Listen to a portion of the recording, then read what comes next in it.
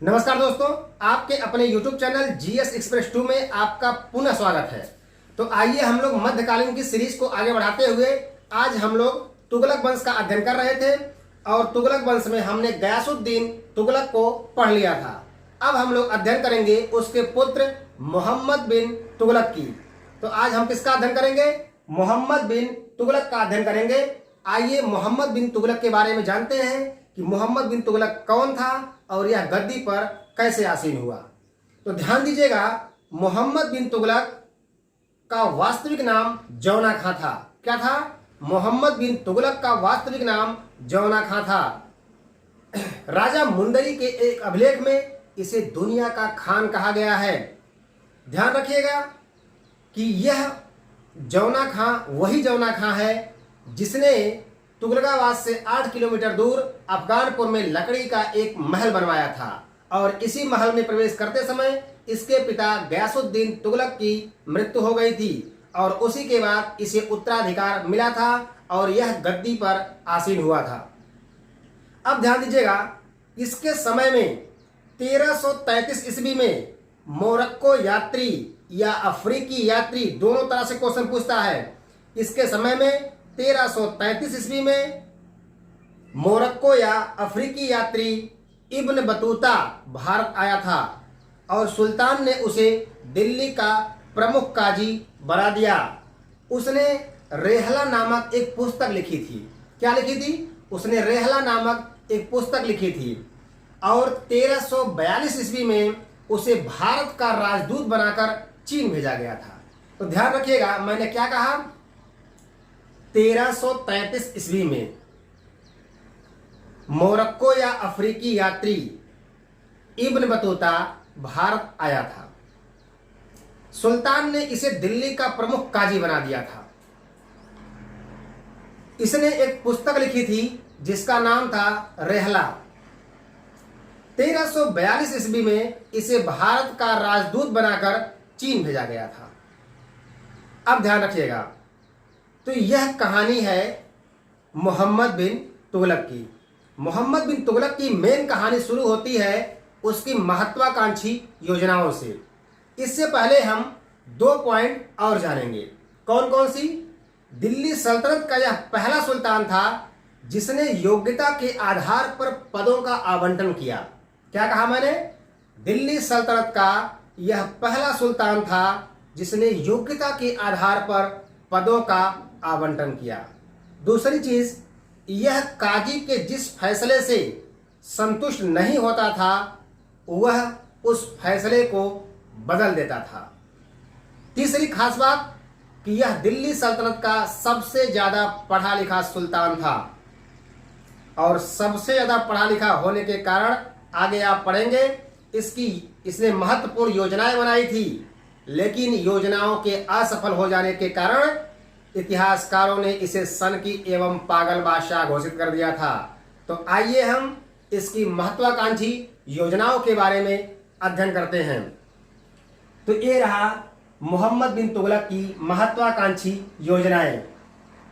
अब ध्यान दीजिएगा, जो मोहम्मद बिन तुगलक की महत्वाकांक्षी योजना है, इसमें जो पहली योजना है उसकी वो है दोआब में कर वृद्धि। क्या है? दोआब में कर वृद्धि। अब ध्यान रखिएगा, दोआब में कर वृद्धि कब हुई थी? 1326-27 में। ध्यान रखिएगा, दोआब क्या होता है? तो दोआब का मतलब होता है 2 नदियों के बीच का क्षेत्र। तो ये जो दोआब का एरिया था यह उस समय बहुत ही उपजाऊ एरिया था और जब बहुत ही उपजाऊ एरिया था तो यहाँ फसल बहुत ही बढ़िया होती थी। मोहम्मद बिन तुगलक को ऐसा लगा कि अगर दोआब में कर की दर को बढ़ाकर 50% कर दिया जाए तो राजकोष बहुत आसानी से भर जाएगा। ध्यान दीजिए, इसकी पहली योजना थी कि भाई दोआब में कर वृद्धि करें और इसने दोआब में कर वृद्धि कर दिया, वहां लगान की दर को बढ़ाकर 50% कर दिया। रिजल्ट क्या हुआ कि उस समय वहां भयंकर अकाल पड़ा और जब भयंकर अकाल पड़ा तो फसल पूरी तरह से नष्ट हो गई। अब ध्यान देंगे, पहले फसलों पर लगान निर्धारित कैसे होता था उस पर ध्यान देंगे। जैसे आपसे पूछ लिया कि ये भाई ये बताओ कि आपने 2018 में कितना यहाँ से इनकम किया था। तो आपने कहा कि 10 रुपये इनकम किया था। 2019 में कितना किया था आपने, तो आपने कहा कि 11 रुपये किया था। 2020 में कितना किया था, आपने कहा 10 रुपये किया था। तो चलो भाई 2021 में आपको लगान 50% देना है, अर्थात 5 रुपये आपको हमें हमारे राजकोष में जमा करवाना है। कहने का मतलब कि 50% यानी 10 रुपया कमा रहे हो तो 5 रुपया ला करके हमारे राजकोष में जमा कर देना। तो उसने कहा ठीक है, लेकिन अब ध्यान दीजिएगा, जब फसल हमेशा बहुत बेहतर होती थी तो ये लोग 10 या 11 रुपये कमाते थे। अब की बार क्या हुआ, भयंकर अकाल पड़ गया, फसल पूरी तरह से बर्बाद हो गई।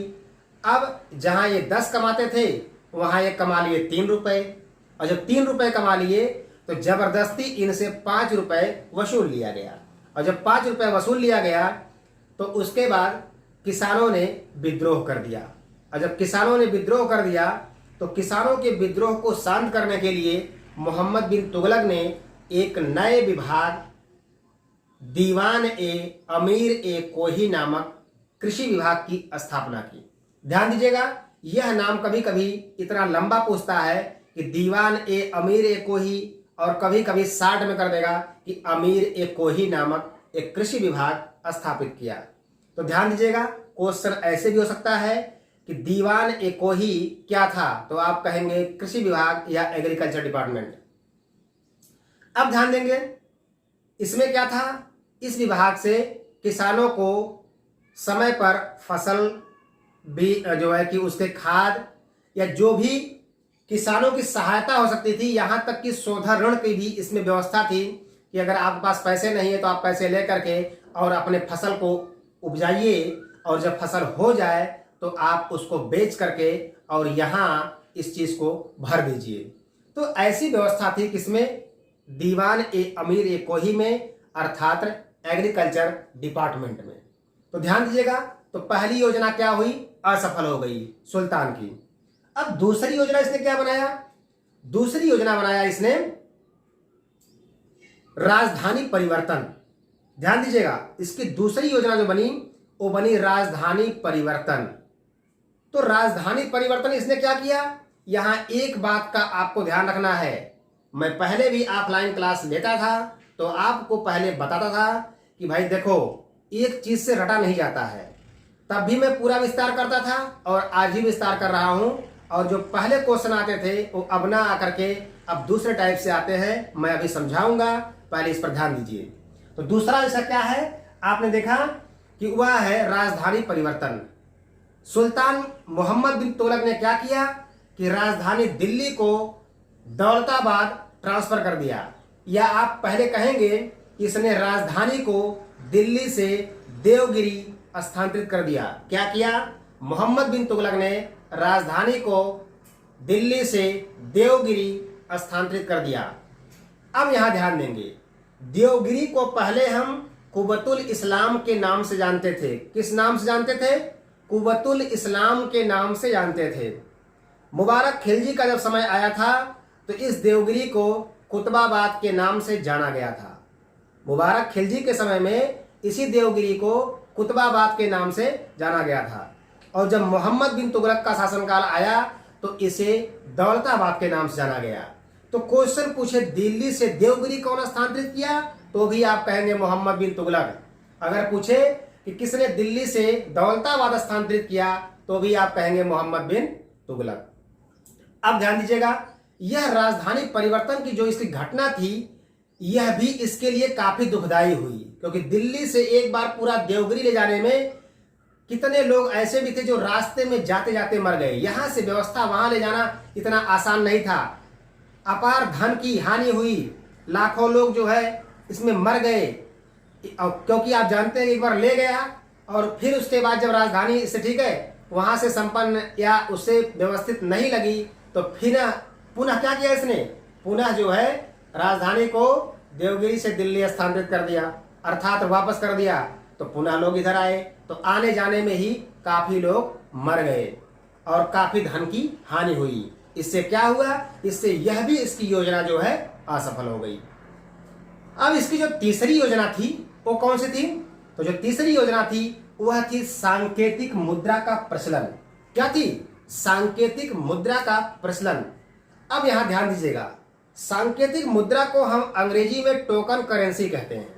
क्या कहते हैं? सांकेतिक मुद्रा को हम अंग्रेजी में टोकन करेंसी कहते हैं। जब हम आपको इकोनॉमिक्स पढ़ाएंगे तो उसका विस्तार हम करेंगे। फिलहाल हम जानकारी के लिए आपको बताएं कि टोकन करेंसी क्या है, वो आप जान लीजिए। यहीं पर ध्यान दीजिएगा, जो टोकन करेंसी होती है या जो सांकेतिक मुद्रा होती है, इस पर क्या होता है कि जिस मुद्रा का अंकित मूल्य ज्यादा हो परंतु वास्तविक मूल्य कम हो, उस मुद्रा को हम टोकन करेंसी या सांकेतिक मुद्रा या प्रतीक मुद्रा के नाम से जानते हैं। क्या कहा मैंने? वह मुद्रा जिसका अंकित मूल्य ज्यादा हो लेकिन वास्तविक मूल्य कम हो, उसे हम टोकन करेंसी या सांकेतिक मुद्रा या प्रतीक मुद्रा के नाम से जानते हैं। अब ध्यान दीजिएगा, अब यहां पर बर्नी महोदय ने एक कथन लिखा। क्या लिखा बर्नी ने?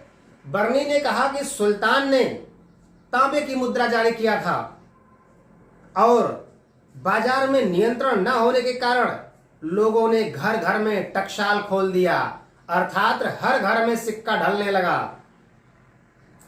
वो कैसे हुआ? क्योंकि आप जानते हैं कि पहले जो है तांबे के ही बर्तन चलते थे। पहले पंचमार्क या आहत सिक्के चलते थे, मतलब मुहर लग गई तो क्या है? सिक्का है। तो यहाँ ध्यान रखिएगा, यहाँ पर जो है मोहम्मद बिन तुगलक बाजार में नियंत्रण स्थापित नहीं कर पाया सही से, इसलिए लोग क्या किए? घर घर में सिक्का को ढालने लगे और उसके बाद जो है उसे बाजार में ले जा करके उससे सामान लेने लगे। क्यों? क्योंकि सुल्तान के द्वारा ये आदेश कर दिया गया था कि जो भी सांकेतिक मुद्रा आ रही है उसे बाजार में सब लोग एक्सेप्ट करें और बाद में उसे आप हमारे यहाँ राजकोष में जमा करवा करके उसके बदले आप चांदी की मुद्रा ले जाइए। तो ध्यान रखिएगा, सुल्तान का जब फरमान जारी हो गया कि भाई चांदी की मुद्रा मिलेगी इसके बदले, तो लोगों ने क्या किया? घर घर में टकसाल खुल गया भरने के अनुसार। अब यहाँ ध्यान रखिएगा, 2 पॉइंट ध्यान रखिएगा कि बर्नी ने इस मुद्रा के बारे में कहा कि यह मुद्रा तांबे की थी। किसकी थी? तांबे की थी। और घर घर में टकसाल खुल गया। यहीं पर इतिहासकार फरिश्ता ने लिखा है, फरिश्ता ने कहा कि यह मुद्रा पीतल की थी। किसकी थी? पीतल की थी। और उसके बाद बाजार पर नियंत्रण ये नहीं रख पाया और इसलिए लोग नकली मुद्रा छापने लगे। तो मैंने कहा था टोकन करेंसी उसे कहते हैं जिसका अंकित मूल्य ज्यादा हो, वास्तविक मूल्य कम हो। तो आप समझ जाइए कि तांबे की अगर मुद्रा है तो वास्तविक मूल्य तो कम है और उसको हम कह रहे हैं कि ये चांदी के टके के बराबर है, तो इसका मतलब कि जो है उसका भाव बढ़ा रहे हैं, अर्थात अंकित मूल्य बढ़ा रहे हैं। तो इस बात पर ध्यान दीजिएगा कि बर्नी के अनुसार यह मुद्रा तांबे की थी और फरिश्ता के अनुसार यह मुद्रा पीतल की थी। नेक्स्ट इसकी महत्वाकांक्षी योजनाओं पर आते हैं, तो वह थी आपकी खुरासान एवं कराचील अभियान। ध्यान रखिएगा, दोनों को अलग अलग बताएंगे हम, खुरासान एवं कराचील अभियान। एक चीज ध्यान रखिएगा, अगर सांकेतिक मुद्रा का समय पूछे तो 1329-30 में सांकेतिक मुद्रा का प्रचलन कौन किया था? तो आप कहेंगे मोहम्मद बिन तुगलक ने किया था। ये हम मुद्रा के इतिहास में भी पढ़ते हैं, यहाँ ध्यान रखिएगा। अब यहाँ एक चीज आप और ध्यान रखिएगा, तो किस देश से जो है यह नकल करके यहाँ किया था? तो चाइना से नकल करके किया था, अर्थात जो है चीन से ये जो है सांकेतिक मुद्रा का सिस्टम नकल किया गया था और मोहम्मद बिन तुगलक ने यहां पर लागू किया था। अब ध्यान दीजिएगा, अब हम आते हैं इसके खुरासान एवं कराचील अभियान पर। खुरासान पर क्या हुआ कि सुल्तान ने अर्थात मोहम्मद बिन तुगलक ने 3,70,000 की एक विशाल सेना खड़ी की। 3,70,000 की एक विशाल सेना खड़ी की और उस विशाल सेना को 1 वर्ष का अग्रिम वेतन दे दिया गया, अर्थात 1 साल का एडवांस दे दिया गया। और जब 1 साल का एडवांस दे दिया गया तो रिजल्ट क्या हुआ? सैनिक 1 दिन का एडवांस नहीं पाते थे, यहां साल भर का एडवांस पा गए। तो हुआ क्या? हुआ ये कि सैनिक खुशी से नाचने लगे और उनसे कहा गया कि आपको जा करके खुरासान को लूट लेना है और लूट कर लाकर अपने राजकोष को भर देना है। अब जो सैनिक एक दिन का एडवांस नहीं पाता था वह 1 साल का एडवांस पा गया, तो सारे लोग खर्चा अपने घर भेज दिए, और जब भेज दिए तो जोश में चल दिए। कहाँ चल दिए? खुरासान को लूटने। अब खुरासान के शासक महोदय को जानकारी हुई कि दिल्ली से एक विशाल सेना खुरासान को लूटने आ रही है, तो वहां के शासक ने संधि प्रस्ताव भेज दिया कि भाई हम आपकी अधीनता को स्वीकार करते हैं और जो हमारे ऊपर आप लगाएंगे हम उसे भरेंगे। अब ध्यान रखिएगा, सेना को आदेश दिया गया कि आप आक्रमण न करें, आप वापस चले आए। तो सैनिकों ने क्या किया? सैनिक वापस न आकर के बल्कि सैनिक वहीं रास्ते से अपने अपने घर चले गए, और जब अपने घर चले गए तो आपको मालूम है कि 1 साल का एडवांस ले भी चुके थे और अपने घर चले गए, तो मोहम्मद बिन तुगलक की यह भी योजना क्या हो गई? असफल हो गई। अब हम आते हैं कराचील अभियान पर। कराचील एक पहाड़ी एरिया है। अब यह जो है क्या हुआ कि जो सैनिक बचे थे इनको जो है मोहम्मद बिन तुगलक ने आक्रमण के लिए कराचील पे भेजा, और जब आगे ये लोग जाए तो वहां देखा इन्होंने कि रास्ता तो जंगली है। अब किधर से रास्ता में निकलेगा ये पता नहीं, इसलिए क्या हुआ, सैनिक टुकड़ी को 4 भागों में बांट दिया गया, और जब 4 भागों में बांट दिया गया तो एक पूरब गया, एक पश्चिम गया, एक उत्तर गया, एक दक्षिण गया, और कुछ लोग वहां वेट कर रहे थे कि हम लोग वहां पर इंतजार करेंगे, जो रास्ता निकलेगा वो आकर हमें सूचित करेंगे। कोई वापस नहीं आया। क्यों? क्योंकि कुछ लोग जंगली जानवर के शिकार हो गए, कुछ जंगल में भटकते रह गए, कुछ भूख प्यास से मर गए, जो बचे थे वो भाग आए और कहे कि कोई गंतव्य स्थान तक नहीं पहुंचा। तो इस तरह से मोहम्मद बिन तुगलक की जो महत्वाकांक्षी योजनाएं थी ये समाप्त हो गई। थोड़ा सा आपका बचा है स्थापत्य कला, उस पर ध्यान दीजिएगा। स्थापत्य कला में क्या है भाई? स्थापत्य कला में इसने जो है दिल्ली में जहां पनाह नगर की स्थापना करवाई थी। दूसरी चीज कि आपने जाना है कि भाई तुगलकाबाद से 8 किलोमीटर दूर इसने जो है लकड़ी का एक महल बनवाया था, वो मैंने आपको वहां बताया था गयासुद्दीन तुगलक वाले टॉपिक में। तीसरी चीज कि इसने कन्नौज में क्या किया था? स्वर्गद्वारी नगर की स्थापना करवाई थी। तो ये 2 पॉइंट जो है इसमें आप रखेंगे। एक तीसरी पॉइंट भी रख लीजिए कि इसने आदिलाबाद का किला बनवाया था। तो 3 पॉइंट आप स्थापत्य कला में रखिए। अब थोड़ा सा आते इसके प्रशासन के बारे में ध्यान रखिएगा। इसने दक्षिण भारत पर प्रशासन करने के लिए अमीर ए सादा नामक एक अधिकारी की नियुक्ति की थी। क्या किया था? दक्षिण भारत पर शासन करने के लिए अमीर ए सादा नामक एक अधिकारी की नियुक्ति की थी, जो 100 गांवों से ऊपर शासन करते थे। अब ध्यान रखिएगा, इसने जैन गुरु जिन्न प्रसासूरी, या कभी कभी एग्जाम में पूछा गया, जैसे टीजीटी के एग्जाम में आया था जिन्न प्रभु सूरी, तो जिन्न प्रसासूरी हो, जिन्न प्रभु सूरी हो, इतिहास में इतना लेकर के चलना पड़ता है। तो ध्यान दीजिएगा, इसने जैन गुरु जिन्न प्रसासूरी और हर विजय को क्या किया था? अपने दरबार में संरक्षण दिया था। दूसरी खास बात, यह दिल्ली का ऐसा पहला सुल्तान था जो हिंदुओं के त्योहार होली एवं दीपावली में भाग लेता था, अर्थात उसमें पार्टिसिपेट करता था। अब ध्यान रखिएगा कि यह जो मोहम्मद बिन तुगलक है इसकी मृत्यु कैसे हुई थी? तो आप ध्यान रखिएगा, यह ठट्टा पर अभियान के लिए जा रहा था, और वहीं पर रास्ते में, ठट्टा कहाँ पड़ता है? पंजाब में पड़ता है, और वहीं ठट्टा नामक स्थान पर यह बीमार हुआ और वहीं पर इसकी मृत्यु हो गई। अब यहाँ ध्यान रखिएगा, मोहम्मद बिन तुगलक का पूरा टॉपिक हमने कंप्लीट कर दिया। 2 पॉइंट में आपको लास्ट में बता रहा हूं जो बहुत इंपॉर्टेंट है, ध्यान रखिएगा। इसकी असफल योजनाओं के कारण इतिहासकार एल्फिस्टन ने इसे मानसिक रूप से विक्षिप्त, रक्त पिपासु एवं सनकी एवं पागल बादशाह घोषित किया था। क्या कहा इसने? कहा कि मानसिक रूप से विक्षिप्त है, रक्त पिपासु है, और यह जो है सनकी एवं पागल बादशाह है। ध्यान दीजिएगा, कोई सनकी हो या पागल बादशाह हो इससे मतलब नहीं होता है, नाम उसका होना चाहिए। आपने देखा होगा कि जब हमारे मोदी जी ने नोटबंदी लागू किया था तो आपने पेपरों में देखा होगा कि पेपरों में निकला था कि तुगलकी फरमान जारी हुआ है। तो तुगलकी फरमान का मतलब यही है कि तुगलक में आप गयासुद्दीन तुगलक, फिरोज शाह तुगलक, मोहम्मद बिन तुगलक तीनों पढ़ेंगे, लेकिन ये वही मोहम्मद बिन तुगलक है जिसे लोग सनकी एवं पागल बादशाह कहते थे। तो तुगलकी फरमान जो है वह मोहम्मद बिन तुगलक से जुड़ा हुआ है, और यही इसका फरमान जारी हुआ था तो इसलिए ध्यान रखिएगा। आप सभी ने पेपरों में देखा होगा कि इतना लिखा था कि तुगलकी फरमान जारी हुआ है, लेकिन ज्यादातर लोग इसे समझ नहीं पाए होंगे, तो मैंने आपको हिंट कर दिया, इस पर आप ध्यान रखिएगा। तो इस तरह से ये वीडियो जो है आपका कंप्लीट हुआ। बाकी हम लोग फिरोज शाह तुगलक के वीडियो को नेक्स्ट वीडियो में पढ़ेंगे।